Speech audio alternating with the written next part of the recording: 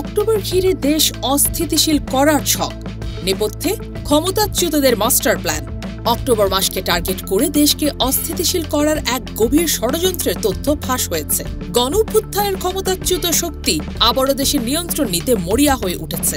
অন্তর্বর্তীকালীন সরকারকে হটানো এবং আসন্ন নির্বাচন বানচাল করাই তাদের প্রধান লক্ষ্য। একটি গোয়েন্দা প্রতিবেদনের বরাত দিয়ে গণমাধ্যমে প্রকাশিত খবরে উঠে এসেছে এমনই সব চাঞ্চল্যকর তথ্য। আইনশৃঙ্খলা বাহিনীর সূত্র অনুযায়ী এই ষড়যন্ত্রের মূল পরিকল্পনা বাস্তবায়িত হচ্ছে ভারতে অবস্থানরত ক্ষমতাচ্যুত আওয়ামী লীগের একটি কোর গ্রুপ থেকে। তাদের মিশন সফল করতে সারা দেশে দলটির হাজার হাজার নেতাকর্মী আত্মগোপনে থেকে নাশকতার ছক কষছে। গোয়েন্দা সংস্থাগুলো ইতোমধ্যে সরকারের উচ্চ পর্যায়ে একাধিক সতর্কবার্তা পাঠিয়েছে, যার প্রেক্ষিতে দেশ জুড়ে আগাম প্রতিরোধ ব্যবস্থা জোরদার করার নির্দেশ দেওয়া হয়েছে। নাশকতাকারীদের অ্যাকশন প্ল্যান অত্যন্ত ভয়াবহ। পুলিশের দায়িত্বশীল সূত্র জানিয়েছে, তাদের পরিকল্পনার মধ্যে রয়েছে সামাজিক গুরুত্বপূর্ণ ব্যক্তিদের টার্গেট করে গুপ্ত হামলা চালানো, চিহ্নিত সন্ত্রাসী ও ডাকাতদের ব্যবহার করে আইনশৃঙ্খলা পরিস্থিতির অবনতি ঘটানো, মিছিলে বাধা দিলে পাল্টা হামলা করে পুলিশের মনোবল ভেঙে দেওয়া এবং সবচেয়ে বড় পরিকল্পনা হলো 1 ঘন্টার ব্যবধানে হঠাৎ করেই ধানমন্ডির 32 নম্বরে লাখো মানুষ জড়ো করে রাজধানীর নিয়ন্ত্রণ নেওয়া। তবে এই ষড়যন্ত্র মোকাবেলায় আইনশৃঙ্খলা বাহিনীকে নিজেদের ভেতরকার চ্যালেঞ্জ মোকাবেলা করতে হচ্ছে। বাহিনীতে ঘাপটি মেরে থাকা আওয়ামী সংশ্লিষ্ট কিছু সদস্য গোপন তথ্য পাচার করছে বলে অভিযোগ উঠেছে।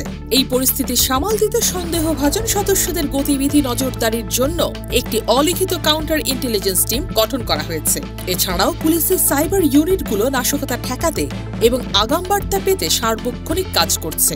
এই ষড়যন্ত্রের বিষয়ে অতিরিক্ত আইজিপি খন্দকার রফিকুল ইসলাম বলেন, পরাজিত শক্তি সমাজের শান্তি নষ্ট করার অপচেষ্টা করছে। দুর্গাপূজাকে কেন্দ্র করে সাম্প্রদায়িক সম্প্রীতি নষ্টের চক্রান্ত করা হচ্ছে। পুলিশের ভেতর 2-4 জন ষড়যন্ত্রকারী থাকলেও অধিকাংশই পেশাদার এবং নেতিবাচক ভূমিকা পালনকারীদের প্রতি আমাদের কড়া নজর রয়েছে। একই সুরে ঢাকা ডিআইজি রেজাউল করিম মল্লিক হুঁশিয়ারি দিয়ে বলেন, আমাদের রেঞ্জের মধ্যে কোনো সন্ত্রাসী তৎপরতা চালালে কেউই রেহাই পাবে না, সবাইকে আইনের আওতায় আনা হবে। প্রতিবেদনে আরও বলা হয়, এর আগেও গত 24শে সেপ্টেম্বর, 28শে সেপ্টেম্বর শেখ হাসিনার জন্মদিনকে ঘিরে নাশকতা সৃষ্টির চেষ্টা করা হয়েছিল, যা পুলিশি তৎপরতায় ব্যর্থ হয়। 24শে সেপ্টেম্বর গ্রেপ্তার হওয়া 244 জনকে জিজ্ঞাসাবাদে অক্টোবর মাসের মূল পরিকল্পনা সম্পর্কে চাঞ্চল্যকর তথ্য পাওয়া গেছে, যা নিয়ে এখন কাজ করছে আইন শৃঙ্খলা বাহিনী।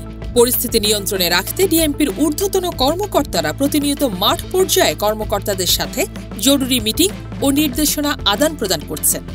এতক্ষণ শুনছিলেন ইকো অফ বাংলাদেশ।